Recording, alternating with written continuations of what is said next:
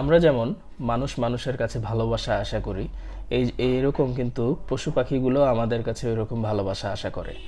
কুকুর বিড়ালগুলো কিন্তু আমাদের কাছে খুব বেশি কিছু একটা চায় না। আপনি আদর করলে করবেন, অনেকে আমরা ভয় পাই যে খামচি দিবে অথবা কামড় দিবে, আপনি দূরে থাকেন। সবাই পারে না তাদের কাছে যেতে, কিন্তু অন্তত তাদেরকে যদি আপনার সামর্থ্য থাকে বা সুযোগ সুবিধা থাকে, তাহলে অবশ্যই তাদেরকে কিছু খাবার হলেও দিন।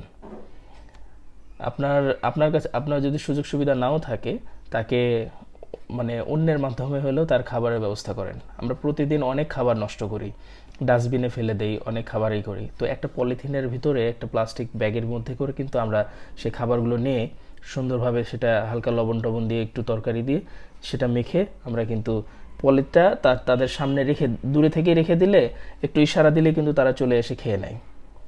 তো আশা করি আমরা এরপর থেকে পশু পাখি সবাইকে ভালোবাসবো, আর খাবার দেওয়ার যে সিস্টেমটা এটা আমরা মেনে চলার চেষ্টা করব।